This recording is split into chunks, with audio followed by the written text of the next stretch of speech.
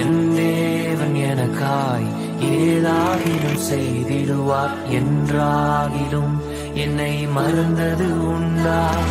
என் தேவன் எனக்காய் ஏதாகிலும் செய்திடுவார், என்றாகிலும் என்னை மறந்தது உண்டா? கண்ணியா காரியம் செய் சர்வஞானியே, உம்மையாராதிப்பேன். Hey all, this is Nitya. Welcome back to Bible with Nitya's Lifestyle. Shalom வச்சுட்டு இதான் ஃபஸ்ட்டு நைட் ப்ரேயர். ஏன்னா அவனை வச்சுட்டு இப்போது எந்த இடத்துக்குமே போக முடியாது, ஒரு இடத்துல இருக்கவே மாட்டான், அவனே நம்ம கேர் பண்ணிக்கணும். ஸோ நைட் ப்ரேயர்லாம் தனியாலாம் மேனேஜ் பண்ணவே முடியாது. அப்போது ஹஸ்பண்ட் வந்தால் தான் நம்ம நைட் ப்ரேயர் வந்து அட்டன் பண்ண முடியும். ஸோ அவங்ககிட்ட கேட்கும்போது அவங்களுக்கும் நல்லா பிஸியாக இருந்துச்சு, சம்டைம் வந்து ரொம்ப டயர்டாக இருப்பாங்க. ஸோ அதனால் போக முடியாமல் இருந்து. ஆனால் அன்றைக்கி என்னென்னா ஆண்டவர் வந்துட்டு ஒரு பெரிய கிருபை பண்ணாங்க. அன்றைக்கி நைட் ப்ரேயர் அட்டன் பண்ண வச்சாங்க. அது எப்படின்னா, நான் ஒரு ஃபாஸ்டிங் ப்ரேயர் போய் ப்ரேயர் பண்ணிட்டு வந்தேன். அந்த டைமில் ஆண்டவரே எங்களுக்கு நைட் ப்ரேயர் அட்டன் பண்ண முடியல, சண்டே கூட சம்டைம்ஸ் எங்களால் சர்ச்சுக்கு வர முடியலையேஸ்பா அப்படின்னு சொல்லி நான் ப்ரேயர் பண்ணிட்டு வந்தேன். அதில் வந்து என்ன ஒரு ஆச்சரியம்னா, ஒரு மனோவா ப்ரேயர் பண்ணும்போது ஒரு மனோவாவின் மனைவிட்ட ஜீசஸ் பேசுகிற மாதிரி என் ஹஸ்பண்ட் கிட்ட ஏசுப்பா டைரெக்டாக பேசுகிறாங்க, இன்றைக்கி நீ சர்ச்சுக்கு போ அப்படின்னு. அப்போது அன்றைக்கி ஈவினிங் வந்து ஹஸ்பண்ட் வந்து என்ன சொல்கிறாங்க, நீ நம்ம சர்ச்சுக்கு போகலாம் அப்படின்னு சொல்கிறாங்க. நான் யோசித்தேன், எனக்கு இன்றைக்கி முடியாமல் வேறு இருக்கே, எப்படி நான் வரவா வரண்டாமான்னு நான் எதுவுமே சொல்லலை, மனசு வச்சுட்டு ஓகே அப்படின்னு சொல்லிட்டு இருந்துட்டேன். அப்புறமா போகணுமா போண்டாமான்னு எனக்கு டபுள் மைண்ட் செட்டில் இருந்துச்சு. அதுக்கப்புறமா அவங்க கண்டிப்பாக போகணும் அப்படின்னு சொல்லிட்டு கூட்டிகிட்டு போயிட்டாங்க. நெக்ஸ்ட்டு சர்ச்சுக்கெலாம் போயிட்டு வந்ததுக்கப்புறமா தான் அவங்க வந்து சொல்கிறாங்க, இன்றைக்கி வந்து ஜீசஸ் என்கிட்ட பேசினாங்க, அதனால தான் நான் வந்து சர்ச்சுக்கு போகணுன்னு இருந்தேன் அப்படின்னு சொல்லிட்டு சொன்னாங்க. ஸோ நீங்களும் ஒவ்வொருத்தவங்களும் வந்து ப்ரேயர் பண்ணிங்கன்னா கண்டிப்பாக இஸ்பா வந்து அதை நடத்துறதுக்கு வல்லவருங்க. ஸோ ப்ரேயர் வந்து ரொம்ப ஒரு பவர்ஃபுல்லானது. ஜெபமே ஜெயம்ங்கிறது வந்து எல்லாருமே ஜெபம் பண்ணுனா ஆண்டவர்கிட்ட வந்து பெற்றுக்கொள்ளலாம். அதாவது ஆண்டவருடைய ஆலயத்துக்கு போகலை அப்படிங்கக்கூடிய ஒரு வாஞ்சை, அந்த மனபாரம்லாம் இருக்கும்போது ஏசுப்பாட்டு நீங்கள் சொல்லுங்கள். நீங்கள் எத்தனை பேர் வந்து வீட்டுக்குள்ளேயே இருந்து ஆராதிக்கிறது மாதிரி இருக்குது, கஷ்டமாக இருக்கே, வெளியே போக முடியலையே, ஃபேமிலியாக வெளியே போக முடியலையே அப்படின்னு ஏசுப்பாட்டு சொல்லுங்கள். ஏசுப்பா அவங்க கஷ்டத்தெல்லாம் எடுத்து போடுவாங்க. என்னோடய வாழ்க்கையில் நான் இந்த நைட் ப்ரேயரை ஒரு சாட்சியாக நான் உங்களுக்கு வந்து சொல்கிறேன். அதுக்கப்புறமா ஆஸ் யூஷுவலாக நம்ம லைஃப் எப்படி போகுமோ அப்படி போயிட்டு இருந்துச்சு. நான் வந்து 1 மந்தாகவே வீடியோ அப்லோட் பண்ணலை. ஏன்னா இந்த நைட் ப்ரேயரை நான் அட்டன் பண்ணினதுனால எனக்கு ஒரு ஈவினிங் டைம்னாலே நாங்கள் வந்து அவுட்டிங் போகிற மாதிரியே இருந்துச்சு. கொஞ்சம் டைம் எங்களுக்கு கிடைக்கும், இல்லைனா டைம் கிடைச்சாலுமே நம்மளால் போக முடியாது. ஒரு லேசினஸ் தான் நம்ம லைஃப்பில் இருந்தது போல் இருக்கும். ஆனால் இந்த மந்த், அதாவது செப்டம்பர் மந்த் வந்து நிறைய இடத்துக்கு நாங்கள் போனோம். நிறைய இடம்னா கண்காட்சி, இங்கே வீட்டில் இருந்து பக்கத்தில் தான் எல்லாமே இருக்குது. ஸோ அங்கே போகிறது கூட ஒரு ரிலாக்ஸேஷனாக இருந்துச்சு. சம்டைம் போகிறதுக்கு நமக்கு எல்லாமே வாய்ப்பாக இருக்கும், ஆனால் நமக்கு ஒரு லேசினஸாக இருக்கும், வேண்டாம் அப்படின்னு இருக்கும். ஆனால் இந்த டைம் அப்படி இல்லை. கன்னியாகுமரி போனோம். அங்கே வந்து நல்லா ஷாሎም நல்லா என்ஜாய் பண்ணான். ஏன்னா அவன் வந்து இதுதான் ஃபஸ்ட் டைம் கன்னியாகுமரிக்கு அவனை வச்சுட்டு இதுதான் ஃபஸ்ட் டைம் நாங்கள் வந்திருக்கோம். அவனுக்கு இதுதான் ஃபஸ்ட் டைம். ஸோ அவன் கடல்லலாம் பார்த்து நல்லா எக்ஸைட் ஆயாச்சு. அப்படி ஆகி ஒரே குஷியாக இருந்தாங்க சார். அங்கே எல்லாம் விளையாடிட்டு இருந்தாங்களா. அப்புறமா அவனும் கொஞ்ச நேரம் அதை பார்த்துட்டே இருந்தான். ரொம்ப நல்லா இருந்துச்சு. ஆனால் இதெல்லாம் வந்து ஜீசஸ் தான் நமக்கு தர்ற ஒரு டைம். இல்லைன்னா ஒன்று அவங்க ஏதாவது பிஸியாக இருப்பாங்க, நம்ம பிஸியாக இருப்போம், ஏன்னா நமக்கு ஒரு லேசியாக இருக்கும்.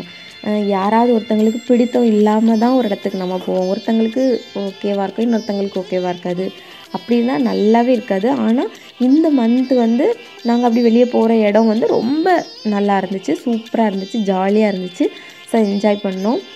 கையில் காசு இல்லாட்டாலுமே என்ஜாய் பண்ணுற அளவுக்கு இஸ்பா இந்த மந்த் எங்களை நடத்தி வந்தாங்க. ஸோ அவருக்காக ஒரு பாட்டு டெடிகேட் பண்ணலாமா?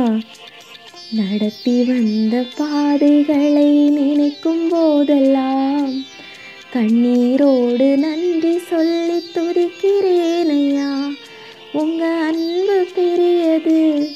உங்கள் இரக்கம் பெரியது, உங்கள் கிருபை பெரியது, உங்கள் தயவு பெரியது. ஆமாங்க, சூப்பராக இருந்துச்சு. அதுக்கப்புறமா ஈவினிங் வந்தோம். ஃபோட்டோ ஷூட் பண்ணணுங்க. அங்கே நாங்கள் போனோம். சன்செட் பார்க்க போனோம். அப்போ அந்த இடத்துல அங்கேருந்து ஃபோட்டோ எடுங்கம்மா அப்படின்னு சொன்னாங்க. ஸோ அதில் ஃபோட்டோ எடுத்துகிட்டு வந்தோம். அதில் எனக்கு வந்துட்டு நல்லா இதாக இருந்தது. ஏன்னா சின்ன வயசில் குதிரைக்கு மேலேருந்து ஃபோட்டோலாம் எடுத்திருக்கோம். இப்போ இந்த மாதிரி ஏன்னா தனியாக நம்மளுக்குன்னு ஒரு ஃபேமிலி நம்ம அப்படின்னு தனியாக போகிறது அதில் இது எனக்கு ரொம்ப பிடிச்சிருந்துச்சு. நான் கண்ட மேன்மைகள் எல்லாம் உம் கரத்தின் ஈவு, நான் பார்க்கும் உயர்வுகள் எல்லாம் நீரீந்தும் தயவு. அப்புறமா நான் ஷாலம் கிட்ட வாமா நம்ம போகலாம் அப்படின்னு கேட்க ரொம்ப குஷியாகி வரமாட்டேன்னு சொல்லிட்டு நின்று ஜாலியாக இருந்தான். ரொம்ப பிடிச்சிருந்தேன் அவனுக்கு. சத்தம் போட்டுட்டு குஷியாக இருந்தாங்க. அதுக்கப்புறமா வாமா நம்ம போகலாம் அப்படின்னு சொல்லிட்டு அப்படி படி ஏறி வந்தான். அதுக்கப்புறம் கொஞ்சம் நேரம் என்ன நினச்சான்னு தெரியல, திரும்பி ஜாலியாக இருந்துச்சு. அதுக்கப்புறமா என்ன பண்ணோன்னா இந்த சைடு கொஞ்சம் மண் மாதிரி இருந்துச்சு. ஸோ அங்கே அவனுக்கு காலெல்லாம் கொஞ்சம் மண்ணில் இருந்து விளையாடினா நல்லாயிருக்கும்ல அப்படின்னு சொல்லிட்டு அதில் மண்ணில் இறங்கி இங்கே நிறைய பேர் நிற்காங்க. அதான் மண்ணில் இறங்கி அதில் அலை அடிக்கும்போது கொஞ்சம் நல்லாயிருக்கும் அப்படின்ட்டு அவனை இறக்கி கூட்டிகிட்டு அங்கே கொஞ்சம் நேரம் விளையாடினோம். ஜாலியாக இருந்துச்சு. இனிமேல் யோசிச்சுருக்கோம், இனிமேல் பிளான் பண்ணி மார்னிங் போயிட்டு ஒரு ஈவினிங் வர அப்படி இருந்துட்டு வரணும். அங்கே நிறைய பார்க் இருக்குது, அக்வேரியம்லாம் இருக்குல்ல. ஸோ எல்லாமே நம்ம பார்த்துட்டு வரணும். இது சடனாக பிளான் பண்ணி போனது. பிளான் பண்ணி இப்படிலாம் செய்யணும் அப்படிலாம் எடுத்துகிட்டு போகணும்னு நினைக்கவே இல்லை. சடனாக போனது. எல்லாமே காட் கிரேஸ் தான். ஜாலியாக போயிட்டு வந்தோம். அழகாக விளையாடிட்டே இருக்காங்க. ஆனால் இந்த வீடியோஸ்லாம் இப்போ இப்படி நான் அப்லோட் பண்ணுறது எல்லாமே அவன் வளர்ந்தப்புறம் பார்க்கும்போது அவனுக்கு கண்டிப்பாக அது ஒரு நம்ம இப்படிலாம் இருந்திருக்கோமா அப்படிங்கிறதுலாம் நல்லா தான் இருக்கும். அதுக்கப்புறம் அவன் அங்கேருந்து வரவே இல்லை. அவனை கஷ்டப்படுத்தி கூட்டிகிட்டு வந்திருந்தோம். அது நல்லா ஜாலியாக இருந்தாங்க ஷாலம் சார். எல்லா இடமும் நல்லா சுற்றிட்டு வீட்டில் இருந்தால் நமக்கு என்ன வரும்? Fever, cold. அப்படி தான் எனக்கும். இப்போது நான் இப்போ வீடியோ எடிட் பண்ணிகிட்டு இருக்க டைமில் நல்லா கோல்டு. ஸோ வாய்ஸ் ரொம்ப கிளியராக இருக்குமா இல்லையா எனக்கு தெரியல. ஸோ அட்ஜஸ்ட் பண்ணிக்கோங்க ஃப்ரெண்ட்ஸ். உழைவுகள் நீக்கி கருவியாய் பயன்படுத்தும் குயவன் நீர் களிமண்ணா உம் சித்தம் நிறைவேற்று. நெக்ஸ்ட்டு எங்கே போகிறோன்னா பட்டர்ஃப்ளை கண்காட்சிக்கு தான் போகிறோம். இது எங்கே நடந்துச்சுன்னா கண்காடியா ஸ்கூலில் போட்டிருந்தாங்க. நிறைய எக்ஸிபிஷனுக்கு போயிருக்கோம். ஆனால் இது கொஞ்சம் நல்ல அழகாக இருந்துச்சு. ஒரு ஆளுக்கு டிக்கெட் 70 rupees தான். 3 பேருக்கு போனோம். நிறைய பட்டர்ஃப்ளை, ஹனி பீ, கிராஸஃபரு அப்படி நிறைய இருந்துச்சு. ஸோ எல்லாம் பார்த்தோம். இப்போ எதை பற்றி சொல்லலான்னா, இந்த நிறைய பேர் படிச்சுட்டு என்ன போல் வீட்டிலையே இருக்கோமே, அடைஞ்சிருந்தது போல் இருக்கே, கஷ்டமாக இருக்கே அப்படின்னு சில நேரம் நினைப்போம் எப்பா இதுதான் ஜாலியான லைஃப் அப்படின்னு நினைப்போம். ஆனால் சில நேரம் ஏதாவது யோசிச்சுட்டு இருக்கும்போது நம்ம மட்டும் எப்படி இருக்கோமே, எல்லோரும் ஒரு ஹை பொசிஷனில் இருக்காங்களே, நம்ம சும்மா இருந்த போல் இருக்கே அப்படின்னு நினைப்போம். ஆனால் நமக்கு ஆண்டவர் தந்திருக்க இந்த ஒரு சிச்சுவேஷன் எதுக்கு வந்திருக்குன்னா, ஏதோ ஒரு நோக்கத்தினால தான் அந்த சிச்சுவேஷன் நமக்கு தந்திருப்பாங்க. அப்போ நம்ம அவர்கிட்ட போய் ஆண்டவரே எனக்கு இந்த மாதிரி நினைப்பு இருக்குது, அது நல்லதா கெட்டதா தெரியல ஏசப்பா அப்படின்னு சொல்லிட்டு. ஏன்னா நம்ம படிச்சிருப்போம், ஆனால் அந்த வேலைக்கு போக முடியாமல் இருப்போம். அப்போ ஏசப்பட்டு நம்ம போய் கேட்கணுன்னா அது உங்கள் சித்தம் இருந்தால் நான் போகிறேன் ஏசப்பா. சில பேர் என்ன பண்ணுவாங்க, மற்றவங்களை பார்த்து நானும் அந்த மாதிரி இருக்கணும்னு சொல்லிட்டு போவாங்க. இல்லை, ஒவ்வொருத்தருக்கும் தனித்தனியான லைஃப் தான் கடவுள் தந்திருக்காங்க. ஸோ கொஷின் பேப்பர் டிஃப்ரெண்ட்டாக தான் இருக்கும். அப்போது நம்ம நினைப்போம் அவங்க கொஷின் பேப்பரை பார்த்து நம்மளும் எழுதிடலாம் அப்படின்னு நம்ம நினைப்போம். ஆனால் நமக்கு கொஷின் வேறு மாதிரி இருக்கும். நம்ம ஆன்சர் வந்து நம்ம தான் கரெக்டாக கண்டுபிடிச்சி எழுதுறது மாதிரி இருக்கும். அப்போ நீங்கள் என்ன பண்ணணும், கடவுள்கிட்ட கேட்டு ஞானத்தை நீங்கள் தான் கேட்கணும். ஏன்னா புத்தியுள்ள ஸ்திரீ தன் வீட்டை கட்டுகிறாள், புத்தி இல்லாதவளோ தன் கைகளினால் அதை இடித்து போடுகிறாள் அப்படின்னு சொல்லி நம்ம பார்க்குறோம். இன்றைக்கி நம்ம பணத்துக்காகவோ எதுக்காகவோ நம்ம வந்து ஆசைப்பட்டு நம்ம போகலாம். இப்போ ஹஸ்பண்ட் அங்கே இருக்காங்களா, நம்ம போகலாம். இன்றைக்கி நமக்கு ஒரு கஷ்டம் வந்திருக்கா, ஒரு சுச்சுவேஷன், நம்ம போய் தான் ஆகணும், அது போகலாம். ஆனால் சில பேர் வந்து என்ன பண்ணுவாங்க, மணியை வந்து ஏர்ன் பண்ணணும், மணி எய்ம்லேயே வந்துட்டு வாழ்ந்துட்டு இருப்பாங்க. அது வந்து ரொம்ப தப்பு. ஏன்னா குடும்பம் தான் ஃபஸ்ட்டு பெரிய இம்பார்ட்டண்ட்.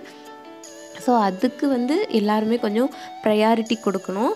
அதனால தான் கடவுள் நம்மளை சில நேரம் அந்த பாதையில் நடத்தும்போது அவர்கிட்ட நம்ம கேட்டு நம்ம லைஃப்பில் வந்து ஒவ்வொரு செகண்டும் ஒவ்வொரு நிமிஷமும் வந்துட்டு நம்ம அவர்கிட்ட கேட்டே நம்ம நடக்கணும். இப்போ நாங்கள் எங்கே வந்திருக்கோம் தெரியுமா, அந்த 90s கிட்ஸ்லாம் சாப்பிடுவாங்கல்ல அந்த செக்ஷனுக்கு தான் வந்திருக்கோம். நிறைய ஸ்வீட்டு, இந்த இலந்த பழம், அதுக்கப்புறமா அந்த க்ரீன் கலர் ஸ்வீட் இருக்குல்ல, அது வந்து விக்ஸு ஸ்வீட் மாதிரி இருக்கும்.